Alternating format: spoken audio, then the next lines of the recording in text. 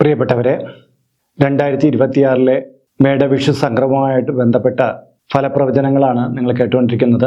ഇന്ന് കുംഭക്കൂറിനെ കുറിച്ചാണ് പറയുന്നത്. അവിട്ടം അവസാന അരഭാഗം, ചതയം പൂരുരുട്ടാതി മുക്കാല്, ഈ നക്ഷത്രങ്ങൾ ചേർന്നതാണ് കുംഭക്കൂർ എന്ന് പറയുന്നത്.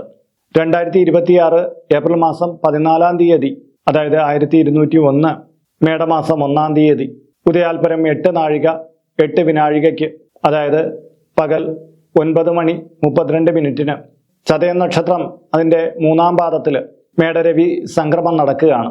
ഈ സംക്രമ ഫലം കുംഭക്കൂറുകാർക്ക് എപ്രകാരമായിരിക്കും എന്ന് നമുക്ക് പൊതുവിൽ നോക്കാം. ഗുണങ്ങൾ വർദ്ധിപ്പിക്കാൻ വേണ്ടിയിട്ട് എന്തൊക്കെ ചെയ്യാം, ദോഷങ്ങൾ കുറച്ചു കൊണ്ടുവരുവാൻ എന്തൊക്കെ പരിഹാരങ്ങൾ ചെയ്യാം എന്നൊക്കെ ഈ വീഡിയോയിലൂടെ പ്രതിപാദിക്കുന്നുണ്ട്. നിങ്ങളൊരു ജ്യോതിഷ വിശ്വാസിയാണെങ്കിൽ നിങ്ങൾക്ക് വളരെ പ്രയോജനം നൽകുന്ന ഒരു വീഡിയോ ആയിരിക്കും ഇത്, സംശയമില്ല. അതുകൊണ്ട് തന്നെ ഇത് പൂർണ്ണമായിട്ട് കാണുക.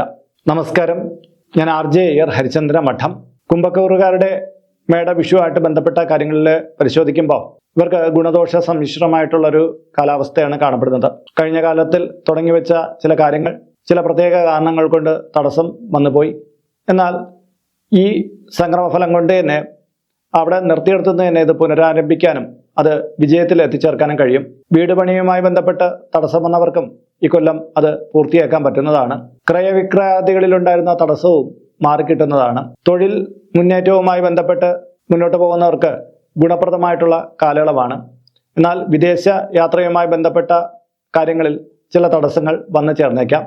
പഠനവുമായി ബന്ധപ്പെട്ടും വിദേശത്ത് പോകാൻ പോകുന്നവർക്ക് ചില പ്രയാസങ്ങൾ അവിടെ വന്നു ചേരാം എന്നുള്ളത് കാണുന്നുണ്ട്. തർക്കങ്ങൾ മധ്യസ്ഥതയിലൂടെ ഒത്തുതീർക്കാൻ കഴിയുന്നതാണ്. കുറെ കാലമായിട്ട് അലട്ടിയിരുന്ന രോഗങ്ങൾക്ക് പുതിയ ചികിത്സയിലൂടെ ഫലം കാണാൻ കഴിയുന്നതാണ്. ചില വ്യക്തികളുടെ ബാധ്യതകൾ ഏറ്റെടുക്കുന്നത് നമുക്ക് കുറച്ച് കഷ്ടപ്പാടുണ്ടാക്കി വെക്കുന്ന കാര്യമായിരിക്കും. അതുകൊണ്ട് തന്നെ മറ്റുള്ളവരുടെ കാര്യങ്ങൾ ഏറ്റെടുക്കുന്നതിന് മുമ്പ് ശ്രദ്ധ വേണ്ടതാണ്. വളർത്തുമൃഗങ്ങൾക്ക് എന്തെങ്കിലും ആരോഗ്യഹാനികളായിട്ടുള്ള കാര്യങ്ങൾ വന്നുകൂടാ. പൊതുജനസമ്മതി നേടിയെടുക്കാൻ കഴിയുന്ന കാലഘട്ടമാണ്. ഭൂമി മേടിക്കാൻ ആഗ്രഹിക്കുന്നവർക്ക് അതിനുള്ള അവസരം വന്നു ചേരും. വാഹനങ്ങൾ മേടിക്കുന്നവർ അതിൻ്റെ എഞ്ചിനുമായി ബന്ധപ്പെട്ട് തകരാറുകൾ ഉണ്ടോ എന്ന് പരിശോധിച്ച് ഉറപ്പിച്ചതിന് ശേഷം മാത്രം മേടിക്കുക. കണ്ണുകളുമായി ബന്ധപ്പെട്ട ചില അസുഖങ്ങൾ ഉണ്ടായി വരാം. ആർക്കും കടം കൊടുക്കാനോ ആരിൽ നിന്ന് കടം മേടിക്കാനോ പറ്റിയ കാലഘട്ടമല്ല. ഒരു പദ്ധതിക്ക് വേണ്ടിയിട്ട് വായ്പ എടുത്തു കഴിഞ്ഞാൽ ആ പദ്ധതി പൂർത്തിയാക്കാതെ ആ തുക മറ്റൊരു കാര്യത്തിലേക്ക് വിനിയോഗിച്ച് പോകാനുള്ള സാധ്യത ഏറെയാണ്. കൃത്യമായ പ്ലാനിങ് അതുകൊണ്ട് വേണ്ടതാണ്. പുതിയ സംരംഭങ്ങൾക്ക് തുടക്കം കുറിക്കാൻ പറ്റും. കൂട്ടു ബിസിനസ്സുകളിലൂടെ നേട്ടം ഉണ്ടാക്കിയെടുക്കാൻ പറ്റും. പക്ഷേ ആ കൂട്ടു ബിസിനസ്സിന് കൃത്യമായിട്ടുള്ള ഒരു മാർഗരേഖ ഉണ്ടായിരിക്കണം എന്നുള്ളത് മാത്രം. ദൂരദേശത്തുള്ള പുണ്യക്ഷേത്രങ്ങൾ സന്ദർശിക്കുവാനോ പിക്നിക് പ്ലേസുകളിലേക്ക് പോകാനോ കഴിയുന്നതാണ്. അബദ്ധത്തിൽ പൊതുമധ്യത്തിൽ വെച്ച് പറയുന്ന വാക്കുകൾക്ക് വലിയ വില കൊടുക്കേണ്ടി വന്നേക്കാം. ആരോഗ്യത്തെ പരിപോഷിപ്പിക്കുന്നതിന് വേണ്ടുന്ന ഭക്ഷണശീലങ്ങളും വ്യായാമക്രമങ്ങളും ശീലിച്ചേക്കാം. പല്ലുകളുമായി ബന്ധപ്പെട്ട രോഗമുള്ളവർ കുറച്ചുകൂടി ശ്രദ്ധ പുലർത്തേണ്ടതാണ്.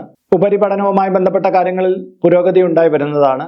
സങ്കീർണമായ വിഷയത്തെ സമചിത്തതയോടെ നേരിട്ട് അതിൽ ഫലപ്രാപ്തി വരുത്തി തീർക്കുന്നതാണ്.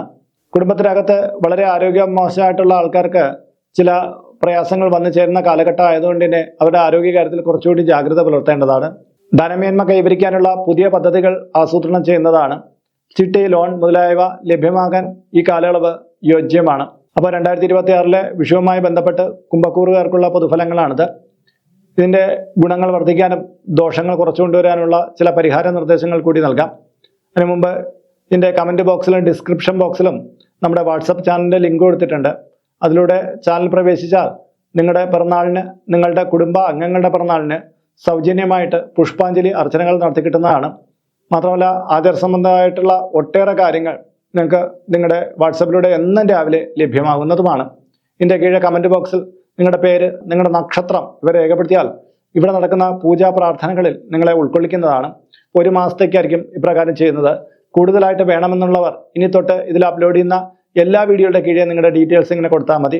അതിനായിട്ട് ഇതുവരേക്കും ഈ ചാനൽ സബ്സ്ക്രൈബ് ചെയ്തിട്ടില്ലെങ്കിൽ അത് ചെയ്യുക.